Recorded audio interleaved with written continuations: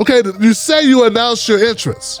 If you get inside and the person's on the couch and you have to kick it to wake them and they are startled, you had to kick the couch to wake them. So obviously your announcements weren't loud enough. This is yet another story of a no-knock warrant costing the life of an innocent citizen, a black citizen. That's what it is. Minneapolis, Minnesota, there was the murder of a young black man, 22-year-old Amir Locke. The police said that they were conducting a warrant searching for a killer. They happened upon this apartment. They announced themselves, they gained entry, and the young man pulled a gun on them. They were forced to retaliate to secure the premises and protect fellow officers. They had no choice but to shoot him. That was what the official story was. Though protesters and a number of the activists in the community did not agree with that assessment. They said they couldn't have went down that way. We don't believe it went down that way. Show us the body camera. Okay, so they released the body camera. Folks, I'm going to run you this. Now, this is the same version of the clip that ran on CBS, but I want to warn you that there's really no sound of what happens. Discretion is advised.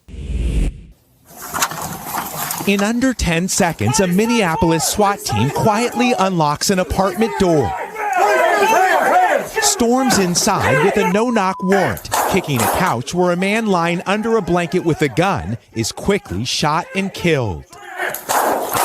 During the chaos, it's unclear if 22-year-old Amir Locke, who was not named on the search warrant and appears to have no criminal history, was ever aware it was police who were storming into the apartment before 7 a.m. Wednesday.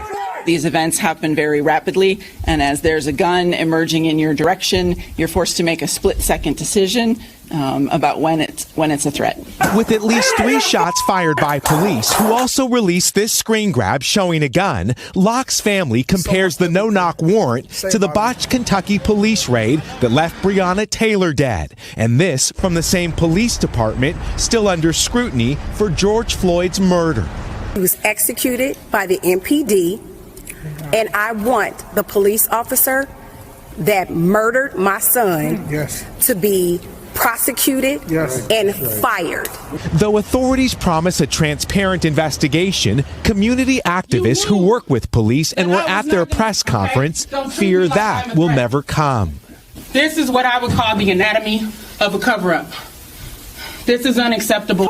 Tonight, another death on video at the hands of police. Miguel Almaguer, NBC News. Okay, first of all, they lied.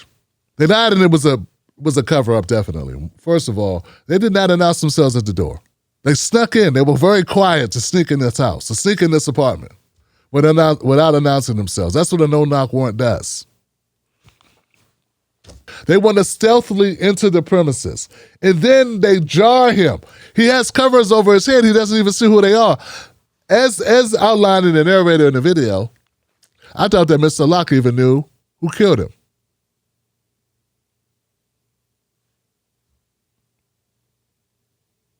He's not who they were looking for. And he had the gun legally, which is beside the point. But you know, the conservatives and the Blue Lives Matter crew are going to point to something. They're going to, whatever it is, whatever we are killed by cops, for some reason, anything in our past is used against us, regardless if the cops violated our constitutional rights in their pursuit of their objectives, or if they just murdered us in cold blood. Doesn't matter. Because if you find out that there was a speeding ticket, if you've ever had an open container of alcohol, ever committed any crime at all, it will be used against you in the court of public opinion by the Blue Lives Matter crew. Well, Mr. Locke has no record, and he was startled in the wee hours of the day, wee hours of the morning, obviously asleep, and did what any other card-carrying NRA member would do. He reached for his gun. He didn't point it at anyone. But what are you supposed to do? What's the purpose of having a gun if you're asleep and men barge into your house. Once again, folks. And did you hear Amelia Huffman at the press conference? The officers only had a split second to defend themselves. They had to make a split-second decision. The reason why they had to make a split-second decision is because they did not think, they did not pre-plan that maybe let's make sure that we preserve life before we go into this apartment. I also want to know if the people that were protesting are the only reason why this footage was released. Public outcry. Following public outcry, the Minneapolis Police Department released the body cam footage of the incident. Okay, so they have suspended they have put a moratorium on no-knock warrants. Under the city's policy effective November 30th, officers must announce their presence and purpose before entering and give reasonable time to respond with some exceptions, such as hostage situations. Okay, so the person that they're looking for, this is not the person. Obviously, he was not awake, so you did not do a good job of announcing your presence.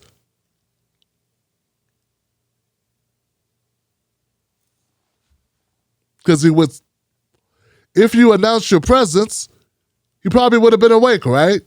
So how well of a job did they do announcing presence? Locke was not named in the warrant, according to a civil rights attorney who cited conversations with the 22-year-old's family.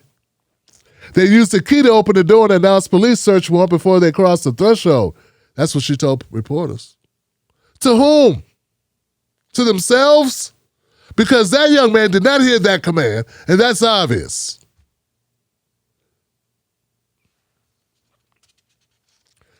The footage shows an officer kicking the couch where Locke lay wrapped tightly in a blanket, causing him to fall on the floor.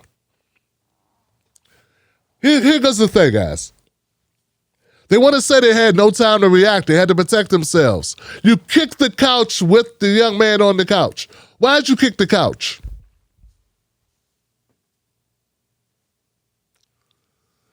Now, there have been times my parents had to come and wake me up for school, and I didn't want to get up and go to school. I was a teenager. Been up all night playing video games or something. And the mom may have to kick the bed, or dad may have to kick the bed. They kicked the bed because I was not awake. So you're kicking the couch. Okay, you say you announce your entrance. If you get inside and the person's on the couch and you have to kick it to wake them and they are startled, you had to kick the couch to wake them. So obviously your announcements weren't loud enough because this person is asleep.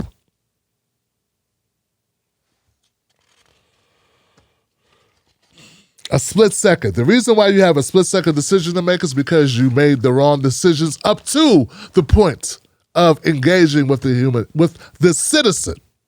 The innocent before proven guilty citizen. Legally in the apartment. Minding their own business, committing no crime. The reason why you have a split second to make a decision is because you made all these wrong decisions preceding that moment.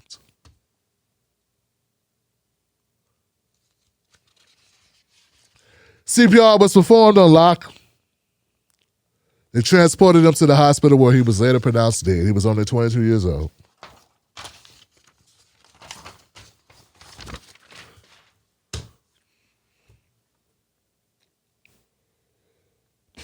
Okay. My condolences to the family of Mr. Locke.